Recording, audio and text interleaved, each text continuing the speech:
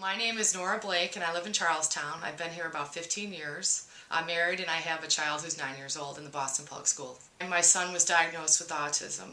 And while we were really excited to live in Charlestown and we really liked Boston and we were involved in all kinds of activities in the town, book clubs, parish council, everything, volunteering.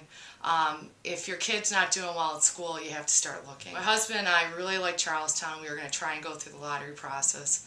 But then when Andrew was diagnosed with autism, it changed what we were trying to do. And we found very limited resources at that point.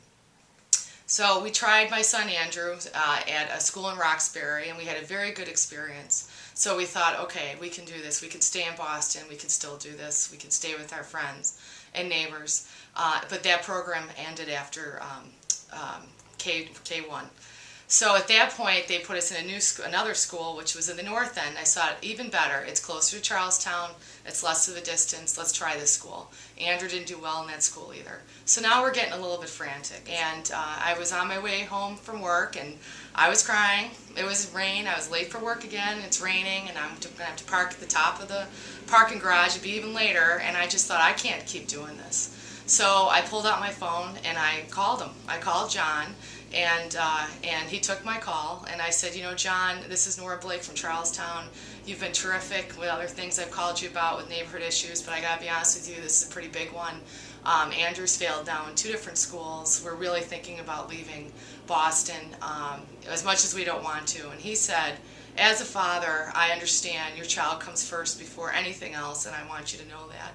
And then he listened to our story about what had happened with Andrew, and he said again, he's such a good listener, you know, and he's so good at breaking down a problem. And he said, I understand everything, and I could hear him writing it down as I was talking, and him asking me really great questions. And he said, finally, what school did you get into?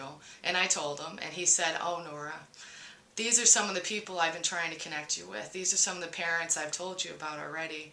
And I know the principal of that school, and she's wonderful, and you're going to be so surprised when you go there and you get to see all these wonderful people.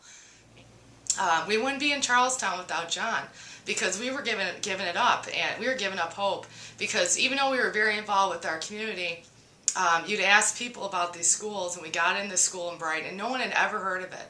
So we were very concerned about having our child go to a school no one had ever heard of, and on top of that, add the bus.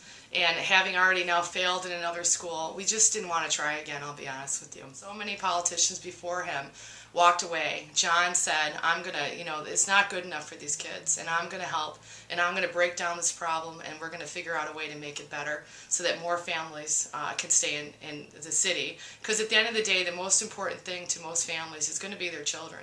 And if your children are not doing well in school, it affects you economically, it affects your marriage, it affects every corner of your life.